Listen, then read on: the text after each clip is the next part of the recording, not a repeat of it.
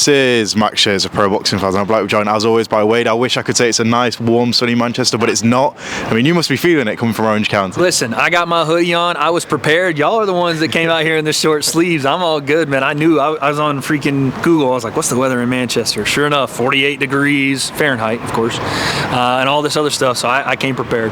Definitely. Look, I know you know your boxing. Obviously, I work in the traditional world of boxing. Misfits do it again, surprising us. And they put on fights that they catch your attention. You go, what if? They've done it again. Eddie Hall, Tommy Fury. I mean, just talk about this fight. I mean, first of all, it's crazy, isn't it? Yeah, I like where you put it. What if? These are the kind of fights that intrigue you about Misfits. It's not something you'd see anywhere else. And it's an intriguing kind of mishmash circus of massive 100-pound weight difference. Eddie Hall, who's a freak athlete, by the way. The guy, I think he's a better athlete than Tommy by a mile. But this is boxing, and this is Tommy's world. He's walking into it.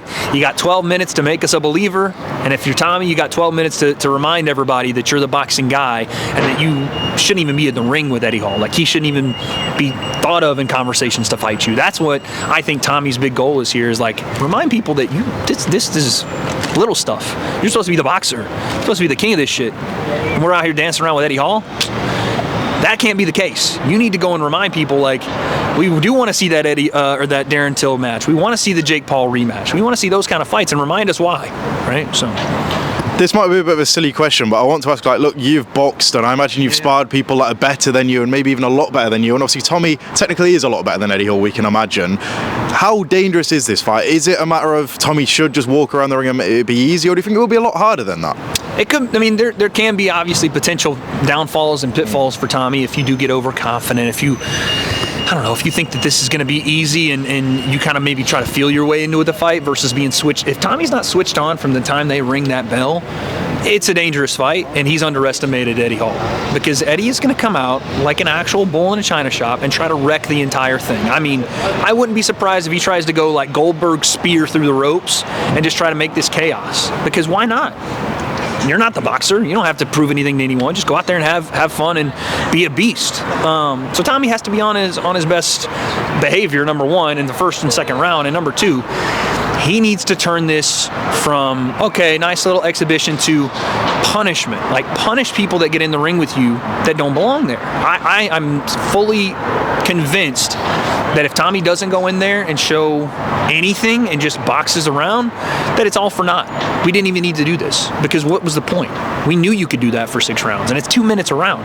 Go in there and punish him, and then you give us a reason to go, oh, okay, Tommy, like, you're coming back. Okay, that hand's fixed. Like, let me see the Jake Paul read. Let me see the Darren Till fight. Whatever. But if you don't go in and show us anything we haven't seen before, then what the fuck was the point? What do you make? There's been a lot of talk that supposedly John Fury put in the contract that Darren Till can't come to the arena. It's crazy, isn't it? Darren said he's going to turn up in a disguise or something. John said that he loves Darren Till, and that didn't happen. And he never put anything. He said he can't read him right, so he didn't put anything in the contracts.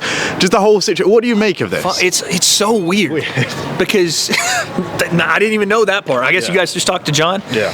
It's so odd because I don't think Darren's a liar, but I know he stirs people up.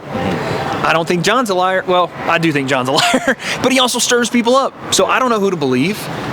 Are they just working us from both ends here? Are they potentially dropping the seeds for the rematch? I have no idea. But then again, I don't know why the fight didn't happen in the first place. I've heard some rumors like Tommy's lawyer or manager said that Darren was working with a gambling company and they didn't want to take any risks about him kicking him in the head or some shit. And then I'm like, bullshit, because Darren's fought in boxing since then and been completely fine. I think they didn't want any part of Darren at that time. I think that he was a lot better than they thought, and they found a way out of it. But I would love to see that rematch. And yeah, the Furies are on some different energy this week. John's like shaking hands and kissing babies, you know, and doing the whole thing. So I don't know what to believe, but I love it because it's the spectacle, dude. It is. I love John, by the way. Like, take no offense to me calling him a liar or whatever. I love it. I want to see more of it. I want to see John just be a complete psycho and then shake your hand and kiss you on the head, because that's who he is. So I'm pumped for all things this week. I remember speaking to you in Dubai. It was the day before Anthony Joshua versus Jake Paul. Just moving on from that, Anthony Joshua versus Tyson Fury is signed. We know they've both got to get through their fights, which we've all seen before. But I mean, the fight is happening. Look, It's massive. Yeah. But in comparison, how excited are you then, let's say this fight got made in 2021? How different is this fight now? For an American on the outside looking in, I'm just as excited. Right? I know that you guys in the UK have deserved it for a very long time, and there is going to be some luster taken off of it for that reason. Like I've seen Simon Jordan taking the piss and saying it's way past its due date, but people are still going to watch this in droves. Is Tyson actually going to take another warm-up? Because I know there's a little bit of his... Okay, so he is. That's the only pitfall in this shit in boxing is such backwards-ass booking because of stuff like this. God forbid someone slips on the banana peel. It will lose all intrigue. It will be a stinker. If AJ goes out there and has an awful fight, gets rocked and potentially stopped, we're done. It's over. And if same thing with Tyson, which I think I trust Tyson a little more just because of his style of fighting. I trust him a little more with one of these warm-ups. But regardless, if we get to the fight, I'm just as excited as I would have been. But I'm also not as ingrained with the build-up and how much has been put into this like you guys are. So I get it. I'll tell you something. If AJ is like... We'll see what this Usyk camp has done with him to make him this big destroyer. If he's better than he was in the Dubois fight and he comes out in this vicious knockout, a lot of people are going to go, AJ's going to get him. AJ's going to get him. So that's the intrigue of it, is can AJ get back to the world titles? What is Tyson still doing this for? We'll see, but can AJ get back to world title level? And finally, against Fury, can he get it done?